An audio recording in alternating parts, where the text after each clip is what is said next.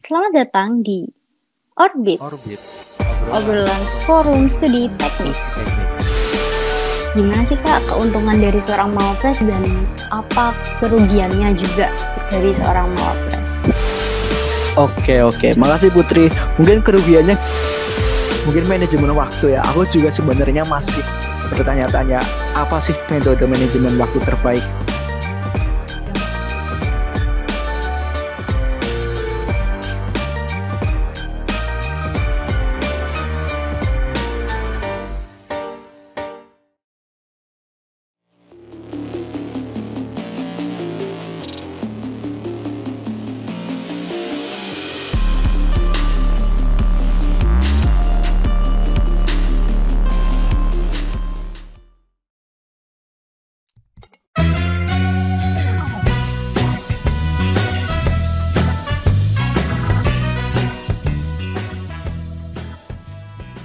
Selamat datang di Orbit, obrolan forum studi teknik. Semoga kalian semua sehat selalu dan jangan lupa untuk selalu mematuhi protokol kesehatan. Nah, Champions, for your information nih, Orbit merupakan podcast dari SBM Forum Studi Teknik Universitas Diponegoro yang akan membahas seputar dunia perteknikan. Sebelumnya, aku mau kenalin diri aku sendiri.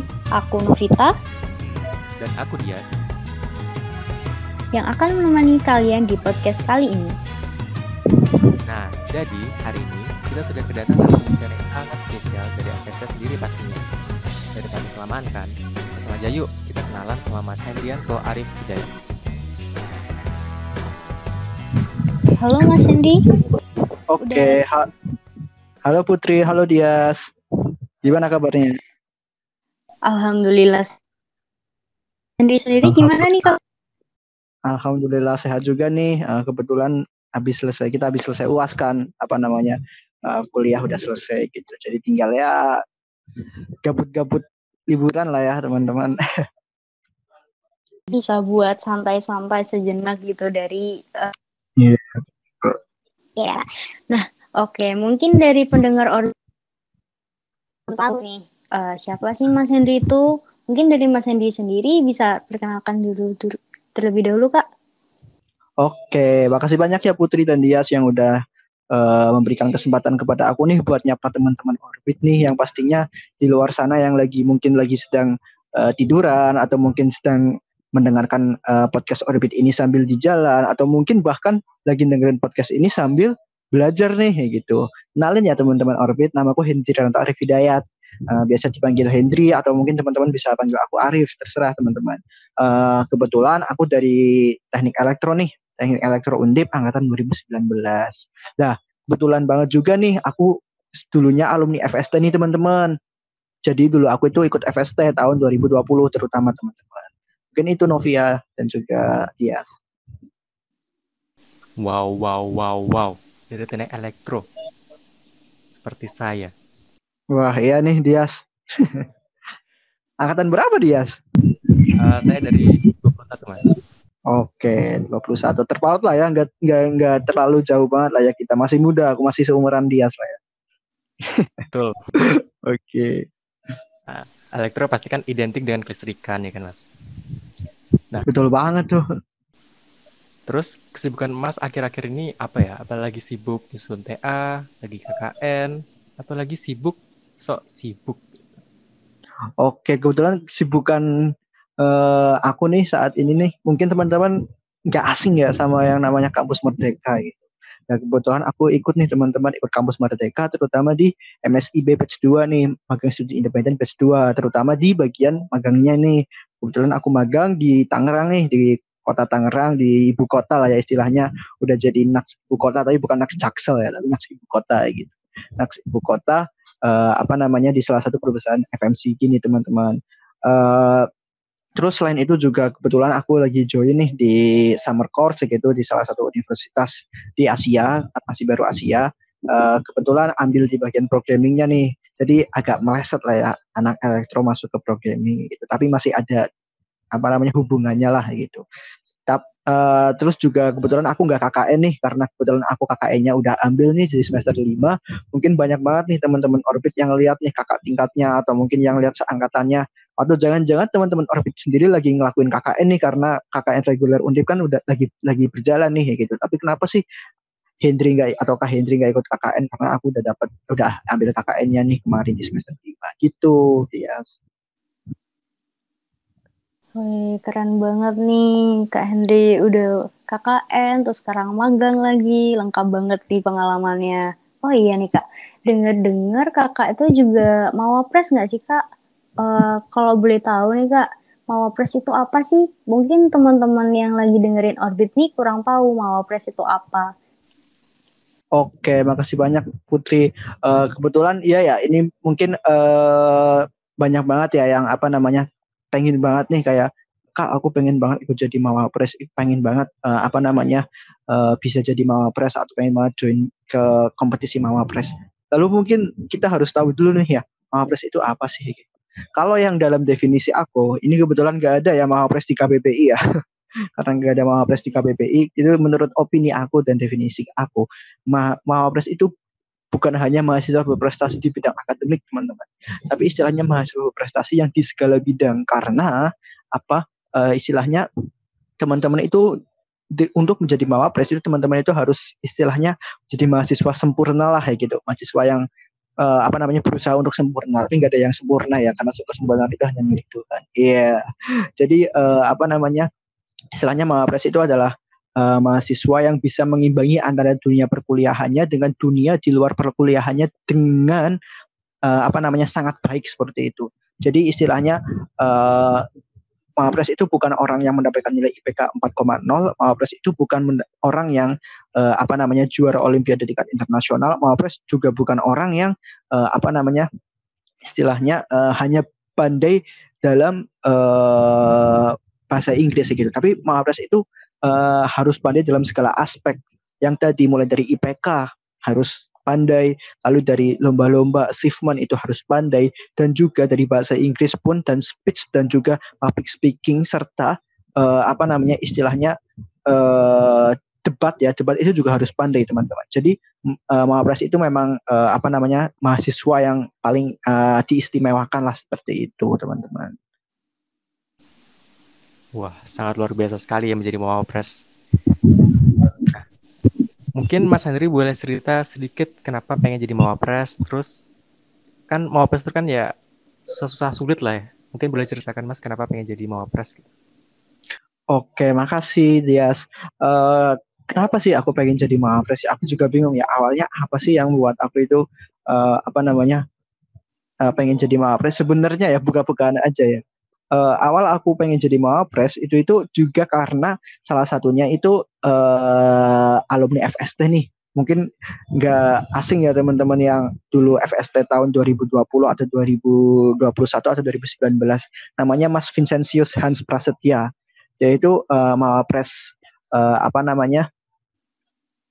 FT 1 dan juga Mawapres Undip 5. Peringkat 5 Mawapres Undip.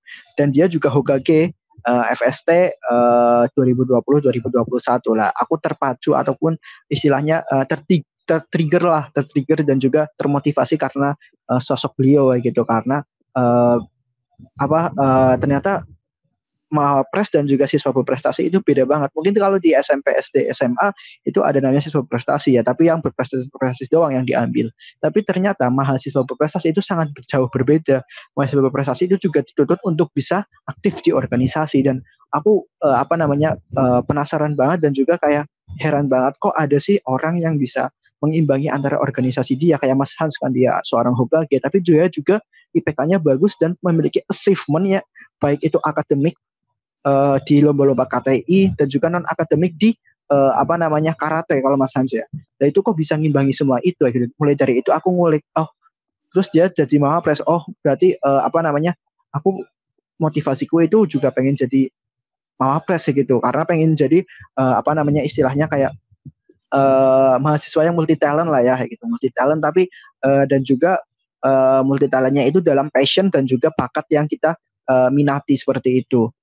Nah, mulai dari situ aku udah mulai lomba-lomba nih dari semester 1 sebenarnya. Semester 1 aku udah mulai lomba-lomba karya tulis ilmiah terutama, dan alhamdulillah baru sampai finalis ya, belum juara. Semester 1 itu aku sekitar 6 lomba, cuma semuanya baru sampai finalis dan peserta gitu, belum sampai juara. Tapi mulai dari situ kayak aku menemukan passionku nih, oh passionku ini buat riset nih gitu. Nah, awal tahun aku ikut yang namanya invention ya. Mungkin teman-teman tahu IESA, itu aku ikut salah satu lomba inventionnya gitu, tingkat Asia Tenggara. Nah, mulai dari situ aku masuk ke FST tuh, bermodalkan medali di ISEFku. Lah dari FST ini kayak aku menemukan orang-orang yang apa ya, istilahnya orang-orang yang menjadi motivasi aku lah. Terutama kan aku masuk di bidang riset nih FST-nya gitu. Dan bidang riset itu orang-orang orang-orang riset di FST itu gila-gila banget lah achievementnya, ambisnya itu gila-gila banget. Mulai dari situ aku termotivasi nih kayak kan pasti kan ya kita itu perkembangan seseorang, goals seseorang itu juga akan terpengaruh oleh lingkungan, dan untungnya aku menemukan FST sebagai lingkungan aku, jadi sebagai lingkungan positif aku untuk menjadi sebuah seorang mawapres seperti itu. Nah, mulai dari situ kayak aku mulai aktif di lomba-lomba semester 2, semester 3, dan kebetulan aku diberi kesempatan nih diundang sama departemen. Oke, jadi tadi udah dijelasin nih gimana Mas Hendy awalnya mau jadi mawapres, terus ketemu sama kakak tingkatnya, makanya jadi impress gitu, semacam, wih keren ya gitu. Nah, kalau boleh tahu nih Kak, mungkin dari dasar-dasarnya dulu yang perlu disiapin jadi mawapres selain keinginan gitu, apa? Udah dijelasin nih kalau misalnya mawapres itu bisa mengimbangi antara semuanya, akademik juga, organisasi juga, terus kayak prestasi juga. Dah gimana sih Kak? Oke, mungkin yang perlu dipersiapkan pertama kali ya teman-teman itu istilahnya harus pertama cinta dulu ya gitu ya, cinta ke apa yang teman-teman kerjakan ya gitu. Karena kalau teman-teman gak cinta dan gak passion di apa yang dikerjakan, misal nih teman-teman punya prestasi di bidang KTI tapi teman-teman sebenarnya gak suka KTI, itu mending keluar aja. Kayak teman-teman harus lakuin sesuatu hal yang teman-teman itu cinta dan juga teman-teman passion untuk lakukan ya gitu. Mulai dari situlah teman-teman bisa untuk menciptakan prestasi-prestasi untuk menunjang teman-teman menjadi seorang mawapres. Selain itu, selain kecintaan, minat, dan juga passion ya gitu, selain itu juga yang kedua itu pastinya skill bahasa Inggris. Karena di mawapres itu skill bahasa Inggris itu diperlukan banget teman-teman. Baik itu ketika presentasi gagasan kreatif ataupun ketika studi case bahasa Inggris. Jadi nanti ada sesi ketika teman-teman itu bakalan dites oleh dosen ataupun oleh juri untuk studi case, kayak istilahnya ya studi case lah ya. Kalau studi kasus kan bahasa Indonesia kan udah biasa, tapi ini studi case-nya itu dalam bahasa Inggris ya gitu. Kayak teman-teman diberi suatu kasus ini nih pendapatnya bagaimana. Lah itu kan pasti kita harus bisa caranya speaking itu gimana. Terus selain itu, selain speaking di bahasa Inggris juga teman-teman harus melampirkan sertifikat keahlian bahasa Inggris nih, entah itu IELTS, entah itu TOEFL IBT, entah itu TOEFL ITP. Itu teman-teman harus punya itu minimal gitu. Minimal itu TOEFL-nya TOEFL ITP ya teman-teman, yang ber-ATS, bukan TOEFL ITP yang preparation ya. Selain bahasa Inggris, pastinya teman-teman harus bisa yang namanya public speaking, karena menjadi seorang mawapres itu bukan lomba olimpiade OSN kayak pas SMA teman-teman. Tapi menjadi mawapres itu menjadi seorang, istilahnya menjadi seorang namanya aja outstanding ya. Outstanding kan menjadi seorang yang luar biasa, menjadi seorang yang jadi panutan mahasiswa lah. Jadi teman-teman juga harus bisa public speakingnya itu bagaimana gitu. Jadi mulailah latihan, kalau mau jadi mawapres, mulailah latihan public speaking gitu. Kayak gimana sih cara untuk teman-teman menawarkan produknya teman-teman. Karena di perlombaan mawapres itu ada salah satu seleksinya itu teman-teman itu presentasi gagasan kreatifnya teman-teman. Jadi bagaimana caranya teman-teman itu meyakinkan, pastikan loh, gagasan kreatifku ini bisa untuk memberikan keuntungan loh untuk desa gitu, atau untuk suatu daerah seperti itu. Selain tadi ya ada tadi pertama minat, terus yang kedua bahasa Inggris, yang ketiga public speaking, terus yang keempat pastinya teman-teman harus mulai memplan lah gitu, kayak IPK aku itu semester ini berapa, semester 2 ini berapa, semester 3 ini berapa. Jadi jangan sampai jomplang gitu, kayak tiba-tiba di semester 3 dapat naudzubillah 2, berapa itu kan jadi Mawapres itu juga dinilai dari nilai IPK-nya, apakah dia stabil di setiap semester atau bagaimana seperti itu. Jadi IPK pun penting. Jadi benar-benar Mawapres itu dilihat dari segala aspek gitu. Terus selain itu juga yang kelima itu ada teman-teman mulailah kayak latihan untuk menulis gagasan kreatif gitu, karena salah satu aspek penilaiannya itu juga gagasan kreatif, entah itu gagasan kreatif yang sifatnya itu teknologi, sosial, ataupun yang sifatnya itu ilmu pengetahuan alam gitu. Jadi benar-benar teman-teman harus bisa membuat sebuah gagasan kreatif yang setara PKM lah, program kreativitas mahasiswa gitu. Terus apalagi ya yang perlu disiapkan ya? Oh ya, ini yang paling terpenting. Yang perlu disiapkan adalah mental teman-teman. Karena setelah teman-teman itu mendapatkan pendidikan seorang Mawapres, apalagi Mawapres tingkat Undip begitu, teman-teman itu membawa nama baik Undip, artinya membawa nama baik universitas gitu. Jadi teman-teman akan dijadikan sebuah panutan oleh mahasiswa yang lainnya gitu. Jadi mental itu penting ya gitu. Ketika teman-teman itu membawa sebuah tanggung jawab yang besar, pastikan kita harus memiliki kepercayaan diri dan juga mental yang kuat gitu sih. Mungkin itu, Putri. Wah, sangat-sangat luar biasa sekali ya. Berarti dengan ada teman-teman Orbit, berarti ada 6 kriteria penting yang harus disiapkan dulu untuk menjadi Mawapres. Mantap sekali. Nah, Mas, apa yang harus kita boleh di-sharing nggak tips and triknya harus menjadi Mawapres itu kayak mana yang Mas lakukan? Oke, tips and trick ya. Mungkin aku bahas satu-satu tiap seleksi ya, maksudnya tiap aspek seleksi. Yang pertama aja ada portofolio kegiatan, teman-teman. Portofolio kegiatan, portofolio achievement lah istilahnya, kayak prestasi apa aja sih yang teman-teman raih gitu. Jadi prestasi itu teman-teman itu nggak cuma di satu bidang prestasi kayak KTI masukin. Jadi kan kalau di Mapres itu maksimal itu kita nyantumin 10 sertifikat prestasi kita selama kita berkuliah gitu. Tapi nggak boleh 10-10-nya itu KTI semua gitu, nggak boleh gitu. Jadi 10-10-nya itu harus bervariasi. Makanya kenapa aku bilang teman-teman itu harus mencoba banyak hal lah dalam kalau teman-teman mau jadi Mawapres, karena di Mapres itu sertifikat itu tiap aspek itu maksimal 3, kayak lomba KTI maksimal 3, conference maksimal 3, terus lomba non akademik maksimal 3 gitu. Jadi sebisa mungkin kayak bervariasi gitu, kayak teman-teman udah pernah lomba KTI ini sampai sertifikatnya bertumbuk-tumbuk, oke, cobalah keluar dari zona nyaman, ayo kita lomba conference. Udah lomba conference nih, sertifikatnya bertumbuk-tumbuk, ayolah keluar dari zona nyaman, ayo kita buat kewirausahaan atau kita buat usaha gitu. Karena salah satu aspeknya itu ada usaha, teman-teman. Ada pendirian usaha gitulah. Itu badan usaha itu kalau kita jadi CEO-nya atau mungkin jadi shift-nya lah, shift officer-nya, board of director-nya di dalam sebuah startup gitu. Kalau misalnya kita punya startup itu nilainya tinggi, teman-teman. Nilainya tinggi untuk penilaian Mawapres. Lain itu ada juga penilaian untuk pengakuan, kayak misalnya kita jadi juri nih, atau jadi pelatih, atau jadi mentor nih di dalam sebuah perlombaan atau sebuah kompetisi yang resmi nih ya gitu. Itu juga nilainya tinggi, teman-teman. Jadi sebisa mungkin carilah prestasi yang bervariasi, tapi juga itu tingkatannya itu tinggi, tingkat internasional, atau mungkin kayak MUN itu juga keren itu, MUN gitu. Itu buat portofolio, teman-teman, portofolio kegiatan. Tipsnya itu variasikan prestasi teman-teman, dan juga raihlah prestasi setinggi-tingginya, karena cuma 10 doang yang bisa dicantumin. Terus yang kedua itu tentang bahasa Inggris. Tentang bahasa Inggris ini ada 2 aspek penilaian bahasa Inggris. Yang pertama dari sertifikat kemampuan bahasa Inggris, baik itu TOEFL ataupun IELTS, dan juga dari speakingnya. Speakingnya itu dari presentasi gagasan kreatif, ataupun dari study case yang diberikan oleh juri ya gitu.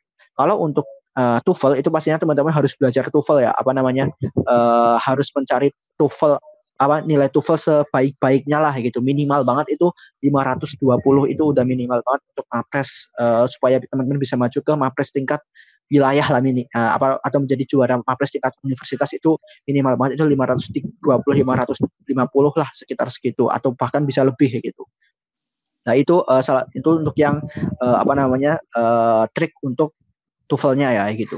Terus yang kedua, trik untuk speakingnya nih. Untuk speakingnya itu teman-teman latihanlah untuk conversation ya gitu. Conversation dengan misal dengan teman ya gitu, misal minta bantuan teman nih, minta bantuan dong, kamu ngasih aku study cash, terus kamu ngasih aku conversation pakai bahasa Inggris atau bagaimana gitu.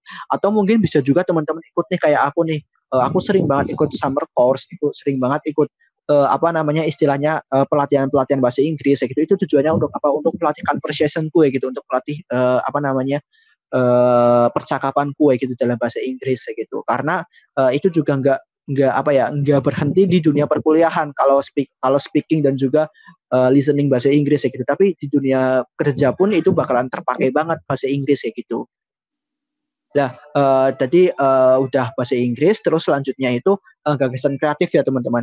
Teman-teman itu sebisa mungkin itu kalau bikin gagasan kreatif itu sebisa mungkin bikin gagasan kreatif yang futuristik dan benar-benar memiliki impact yang besar untuk sebuah daerah. Biasanya kalau Mapres itu gagasan kreatifnya itu bermitra dengan daerah. Misal nih kayak penerapan penerapan teknologi pertanian pada pertanian di Kabupaten Semarang gitu. Nah itu istilahnya harus bertandingan dengan daerahnya gitu. Jadi sebisa mungkin teman-teman membuat gagasan kreatif yang futuristik dan juga memiliki impact yang besar kepada daerah tersebut dan juga yang pastinya harus meng-solve permasalahan daerah tersebut. Jadi jangan teman-teman mengada-ngada permasalahannya, tapi teman-teman juga harus memiliki data-data permasalahannya gitu. Oh, ini benar permasalahannya di desa ini seperti itu. Oh ya benar. Nah itu langsung karena berdasarkan data-data ini. Nah itu kan istilahnya teman-teman membuat inovasi tidak mengada-ngada, karena sebuah inovasi itu pastinya harus bisa menyelesaikan sebuah masalah gitu kan.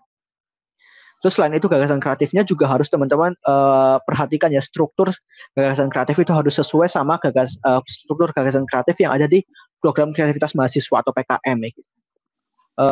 Bahasa Inggris, portofolio, sama yang keempat itu biasanya bakat teman-teman. Bakat itu maksudnya gimana sih ya gitu.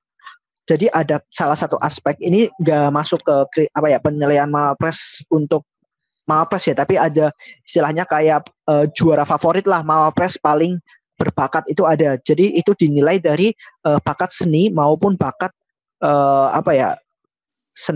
bakat seni ataupun bakat olahraganya teman-teman ya gitu. Misal teman-teman suka desain nih, tunjukkanlah kayak kemampuan seni desainnya teman-teman ke juri. Atau mungkin teman-teman suka gitar atau suka bermain alat musik pianika atau mungkin suka bermain alat musik suling. Nah itu tunjukkanlah kayak sesuai hobinya teman-teman. Kayak kemarin nih aku kebetulan nunjukin kemampuan programming dan juga kemampuan desainku nih, desain UI UX terutama ya. Itu aku tampilin ya gitu, dan juga aku nampilin gitar juga sih ya gitu, nampilin penampilan gitarku ya gitu, sarang gitarku ke juri ya gitu. Itu juga penting ya gitu teman-teman. Jadi teman-teman kalau yang punya bakat ya gitu, tunjukkanlah, nggak usah malu-malu ya gitu. Karena aku pun pas itu jelek banget ya gitu penampilannya untuk bakat ya gitu. Tapi yang paling penting itu adalah percaya diri teman-teman. Terus abis itu bakat, portofolio, terus bahasa Inggris, gagasan kreatif, sama selanjutnya ini teman-teman, wawasan kebangsaan. Jadi ada salah satu aspek penilaian itu juga tentang wawasan kebangsaan. Maksudnya wawasan kebangsaan itu gimana sih? Bukan kayak ini ya, bukan kayak tes wawasan kebangsaan di CPNS gitu, bukan ya. Tapi tes wawasan kebangsaan ini maksudnya itu kayak teman-teman diberikan study case nih tentang nasionalisme. Yaitu teman-teman bagaimana sih caranya untuk menjawab menjadi seseorang yang memiliki kebangsaan Indonesia. Mungkin sejauh itu kayak gitu sih, Dias. Wih, keren banget. Ternyata prosesnya panjang banget, lengkap banget gitu ya. Gini, ibarat kita manjat pohon terus dapat buahnya. Kan waktu manjat pohon nih kita kesusahan gitu ya, penuh dengan effort. Terus waktu udah dapat buahnya, kita tinggal metik hasilnya. Nah, jadi ini Kak, setelah jadi Mawapres, mungkin ada keuntungan dan ada kerugiannya. Dari Mas Hendy sendiri, gimana sih Kak keuntungan dari seorang Mawapres dan apa kerugiannya juga dari seorang Mawapres? Oke. Makasih Putri. Mungkin kerugiannya nggak ada sih ya.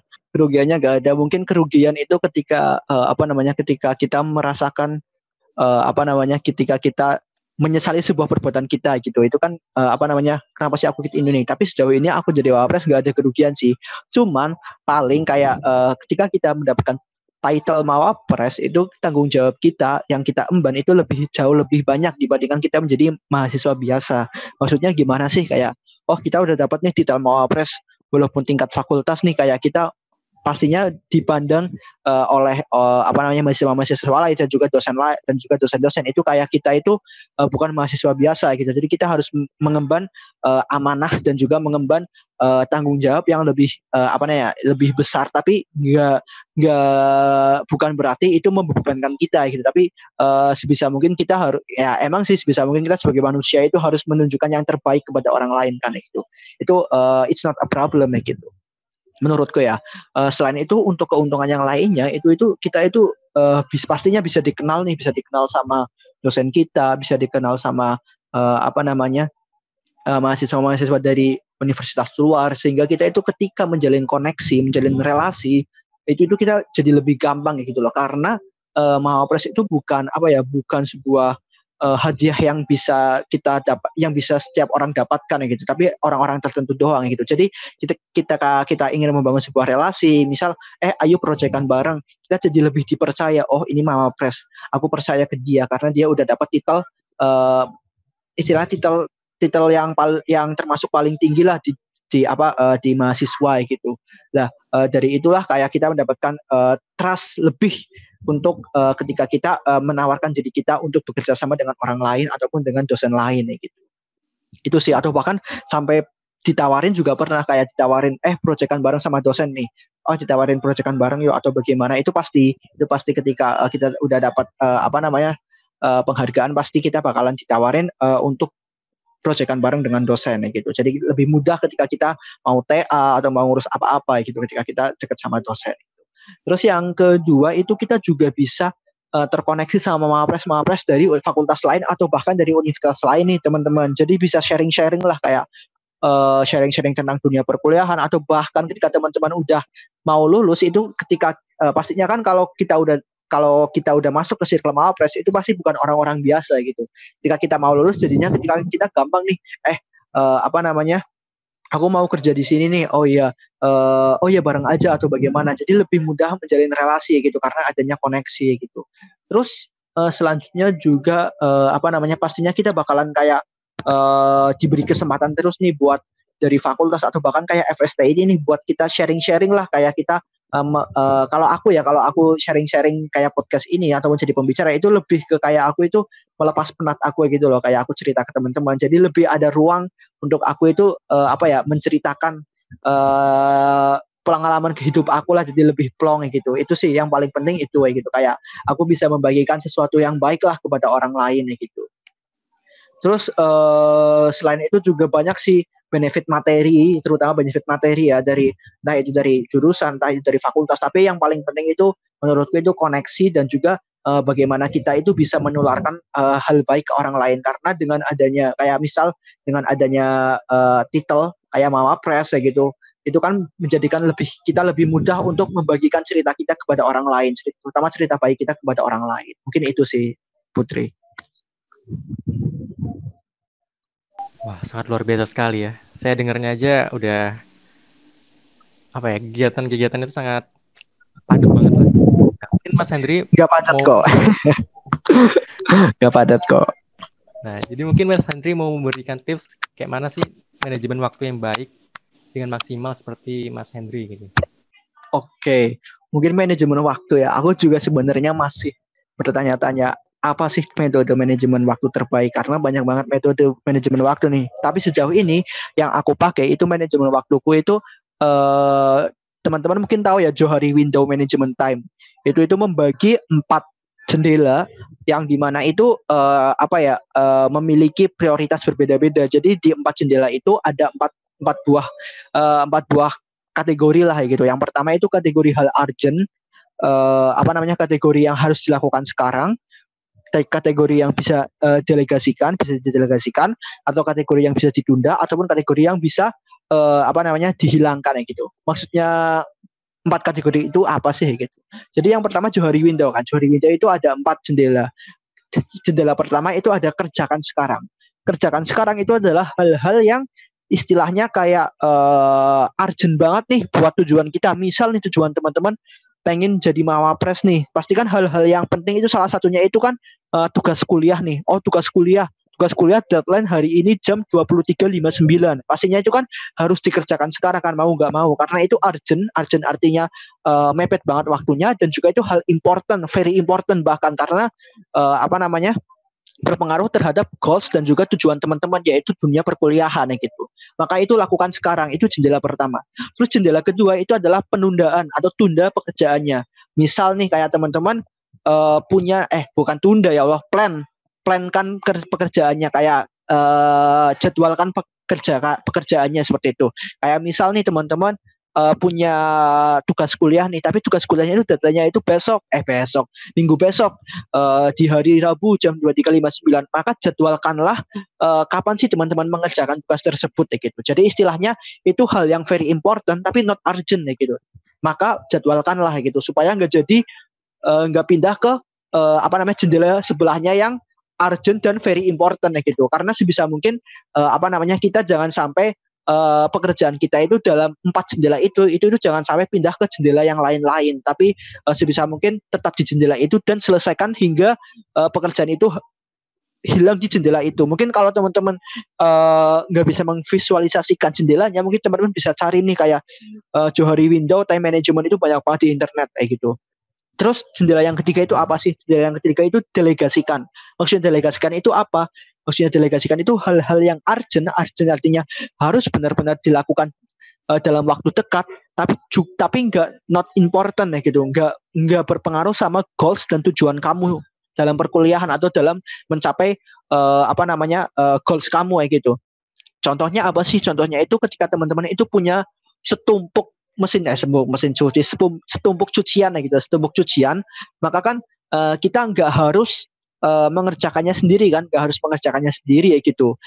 Tapi bisa kita delegasikan ke laundry, atau mungkin kita bisa delegasikan ke laundry doang, jangan sampai delegasikan ke teman ya, itu nggak boleh. Sebisa mungkin delegasikan ke laundry aja gitu, jangan sampai kita memberatkan atau memberatkan orang lain gitu. Tapi delegasikan ke laundry. Jadi itu hal yang not important kan, kayak nggak berpengaruh sama perkuliahan kamu, tapi kalau tapi itu hal urgent, karena kalau nggak di laundry besoknya nggak ada baju lagi atau nggak ada pakaian lagi gitu. Jadi semua hal yang urgent tapi not important itu delegasikan, kayak misal laundry, terus misal pengen beli sesuatu nih tapi jauh kayak gitu, ya belilah online gitu kan, istilahnya gitu, atau pakai kurir kayak gitu. Itu jendela ketiga. Terus jendela keempat itu hal-hal yang paling harus ditinggalkan. Misal nih main game gitu. Main game itu kan nggak important kan, nggak menunjang tujuan kamu untuk mencapai goals kamu, kecuali goals kamu menjadi seorang pro gamer ya, bukan pro gamer tapi pro gamer gitu, kayak menjadi gamer sejati lah, jadi kayak masuk Bigetron atau masuk EVOS e-sport gitu. Mungkin kalau tujuan kamu itu mungkin main games, itu bisa jadi sesuatu yang important. Tapi kalau tujuan kamu untuk menjadi seseorang mawapres atau menjadi seorang menjadi seorang mahasiswa gitu yang tugasnya itu untuk berkuliah, itu main game itu kan nggak jadi suatu hal yang important gitu, dan juga nggak urgent gitu. Bukan berarti kamu nggak main game saat ini kamu besoknya itu sakit kan, nggak kan gitu. Jadi kalau hal-hal yang seperti itu bisa teman-teman itu hilangkan atau hindari gitu. Itu sih mungkin. Itu kalau time managementku itu gitu. Ataupun aku biasanya kalau di rumah ya, kalau ini kebetulan nggak di rumah.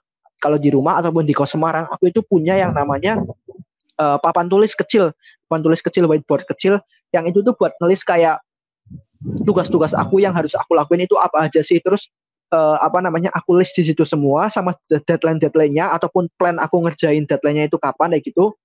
Terus ketika aku udah selesai itu aku coret gitu. Dan jujur aja ya, nggak tahu gimana ketika aku nyoret itu kayak seneng banget gitu loh. Jadi terpacu terus bagaimana caranya aku bisa nyoret, pastinya harus dengan menyelesaikan tugas itu. Jadi aku terpacu terus buat selalu menyelesaikan tugas-tugas yang ada di papan tulisnya, karena terpacu untuk nyoret-nyoretin terus gitu. Mungkin dari aku itu sih, Dias. Keren banget nih. Bener banget ya Kak. Jadi kalau misalnya ada sesuatu dicatat, terus jadi kita terpacu. Kebetulan itu sih, mungkin tips ini bisa diterapin juga buat Bener banget tuh, mantep ya, kayak ada ada kepuasan hati sendiri ketika nyoret ya, Put. Iya bener. Oke, sangat.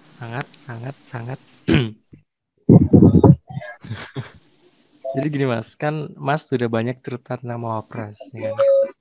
Nah, jadi mungkin kita mau sharing ya, santai lah tentang pengalaman Mas, terutama di FST ya. Kan dengan Orbit ini kan masih banyak yang maba. Saya masih maba lah, masih unyu-unyu lah gitu lah. Jadi Siap. untuk apa yang harus dilakukan, apa yang nggak harus dilakukan. Terus ada nggak cerita-cerita unik yang pernah terjadi di FST waktu Mas menjabat? Oke. Ini berarti yang harus dilakukan dan nggak harus dilakukan di FST apa di dunia perkuliahan? Di FST-nya lalu cerita-cerita uniknya, Mas. Oke. Yang harus dilakukan dan nggak harus dilakukan ya. Yang nggak harus dilakukan pastinya jangan sampai menyia-nyiakan kesempatan di FST sih, karena FST ini menurutku organisasi yang lingkungannya itu sangat mendukung untuk kita selalu berprestasi ya gitu, karena orang-orangnya pun nggak orang-orang sembarangan ya gitu, orang-orangnya itu orang-orang yang rata-rata ya Mapres itu dari FST teman-teman, dari dulu gitu, entah itu alumni FST ataupun entah itu udah masih jadi pengurus FST, itu pasti dia itu pernah berkecimpung di FST. Itu Mapres FST itu selalu masuk ke dalam deretan Mapres FT gitu. Jadi jangan pernah sia-siakan kesempatan di berpengurus di FST gitu. Terus selain yang nggak harus dilakukan itu juga istilahnya jangan jangan hilang ya gitu. Biasanya itu banyak banget yang hilang ya gitu, dan juga tadi jangan nyanyain kesempatan. Terus yang harus dilakukan pastinya deketin kakak tingkat, terutama yang ICT ya. Ada kan ICT. Sekarang masih ada ya ICT ya? Masih. Oh ya, itu jadi deketin kakak tingkat ICT, karena kakak tingkat ICT itu kakak tingkat yang dia itu udah di luar nalar mahasiswa. Maksudnya kayak orang-orang yang berprestasi itu ditarikin di ICT semua. Jadi deketinlah teman-teman FST, deketinlah kakak tingkat di ICT, ajakin project bareng, ajakin buat belajar bareng gitu. Karena di FST ini bukan hanya jadi sebuah organisasi, tapi jadi sebuah keluarga. Jadi teman-teman di luar keperluan organisasi juga bisa nih kayak minta bantuan ke kakak tingkat atau ngajak lomba kakak tingkat gitu. Terus selain itu yang harus dilakukan pastinya teman-teman harus selalu aktif di FST, harus selalu aktif di FST, karena FST itu eventnya itu nggak cuma untuk orang luar FST, tapi untuk internal FST juga sering banget nih ngadain event-eventnya gitu, yang pastinya itu bakalan menunjang buat soft skill, hard skill, dan juga buat pengembangan dirinya teman-teman lah istilahnya gitu. Terus hal yang paling lucu yang aku di FST itu ketika aku pendaftaran itu aku hujan-hujan loh, pulang dari Surabaya, pulang dari lomba hujan-hujan. Aku pulang dari lomba itu pagi jam 2 malam, terus sampai ke seleksi FST itu kan masih offline dulu, aku masih belum ada corona, itu masih offline. Terus aku sorenya itu kan hujan gede banget, benar-benar gede banget. Itu aku sempetin buat ngeprint, sempetin buat materai. Lah itu habis itu aku sampai di tempat tempat seleksi FST-nya, pas itu di depan Masjid Teknik. Lah sampai di situ bener-bener formulirnya itu basah gitu. Formulirnya basah bener-bener. Aku minta maaf ke kakak tingkat, pas itu masih Mbak Umi sama Abi Gani. Lah minta maaf banget, kayak formulirnya itu basah gitu. Istilahnya kayak bener-bener udah hopeless lah gitu. Tapi alhamdulillah Mbak Umi sama Abi Gani itu baik banget ya gitu loh. Jadi orang-orang FST itu baik-baik banget semua. Alhamdulillah bener-bener kayak nggak apa-apa. Terus malah disuruh buat dikasih anduk buat suruh keringin gitu. Istilahnya kayak bener-bener dapat keluarga lah kalau di FST. Mungkin itu sih yang paling lucu, itu kayak seleksi bener-bener sampai hujan-hujan gitu. Mungkin itu. Yes. Hujan-hujan gitu ya Mas, basah-basah gitu ya. Iya betul. Tapi itu asik banget sih seleksinya offline pas itu. Kalian seleksinya sih online ya? online semua Mas sih. Online. Oke, mungkin terakhir nih Kak. Dari Mas Hendy sendiri, kira-kira ada pesan untuk teman-teman FST atau yang teman-teman teknik apa ini nggak Kak? Mungkin semacam petuah gitu. Oke. Mungkin apa namanya? Pesan aku ya, simpel aja sih pesan aku. Mungkin online, aku tahu ya kuliah online itu gimana gitu. Kuliah online itu kan bangunnya siang, pastikan bangun pagi. Kalau ada kelas pagi bangun pagi, absen, terus tinggal gitu kan. Jadi pesan aku, mulailah biasain bangun pagi, bangun pagi yang benar-benar bangun ya gitu. Bangun pagi yang benar-benar bangun karena kuliah offline itu teman-teman nggak bisa absen terus tidur di kampus ya gitu kan, nggak bisa kan. Jadi mulailah benar-benar biasain kembali bangun pagi ya gitu. Terus selain itu juga pastinya kuliah offline ini teman-teman mulai biasain lah yang dulunya introvert mungkin di kamar terus ya gitu, mulailah belajar untuk ekstrovert ya gitu. Bukan ekstrovert sih, lebih belajar untuk membuka diri lah ya gitu, tapi nggak dituntut untuk ekstrovert ya. Aku tahu kok kayak batasan introvert itu sebenarnya mereka itu bisa bersosialisasi, cuma ada sesuatu yang berbeda dari sosialisasinya introvert dan ekstrovert. Tapi kalau yang dulu teman-teman benar-benar di kamar terus, mulailah membuka diri gitu, kayak kenalan sama teman-teman yang lain yang dulunya masih kenalan offline, kenalan online gitu, mulailah kenalan sama teman-teman yang seangkatan gitu. Dan juga mulai dekatilah kakak tingkat gitu buat belajar yang pertama pastinya belajar dari skripsi dan juga TA, terus belajar cara ngurus-ngurus surat administrasi, itu penting banget sih. Dan juga teman-teman jangan sia-siain kesempatan jadi mahasiswa.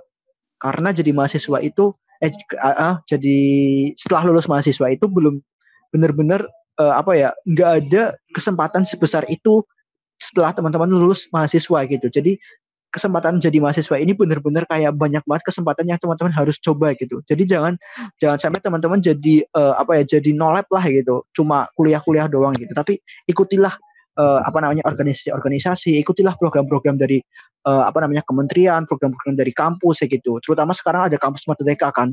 Mulailah kayak explore kampus Merdeka itu ada apa aja sih yang bisa aku ikutin ya gitu. Jadi lebih teman-teman itu bisa merasakan manfaatnya jadi mahasiswa gitu. Karena benar-benar kalau teman-teman nggak pernah manfaatin privilege-nya jadi mahasiswa, itu teman-teman bakalan nyesel nanti ketika lulus dari mahasiswa gitu sih. Mungkin pesan aku itu sih. Terus do the best and be yourself aja lah ya, kayak just no limit lah. be yourself and never surrender. Mungkin gitu, Putri. Dias. Oke Mas, terima kasih banyak loh nih atas pesan, materi, dan penjelasan sangat luar biasa. Nggak kerasa sudah sampai di akhir podcast. Semoga pesan dan cerita pengalaman dari Mas Hendy bisa memotivasi kita semua dan bisa menjadi manfaat yang baik. Amin. Maupun yang Terima kasih juga kami ucapkan kepada Mas Hendy yang sudah berbagi pengalaman dengan kita semua dan menyempatkan waktunya untuk berbagi dan sharing session kepada para champions. Semoga bisa menjadi motivasi bagi kita semua tentunya. Amin. Oke champions, sekian bincang-bincang kita di podcast ini. Jangan lupa untuk like, komen, dan subscribe. Aku Novita. Dan aku Dias. Pamit undur diri, sampai jumpa di orbit berikutnya. Dadah.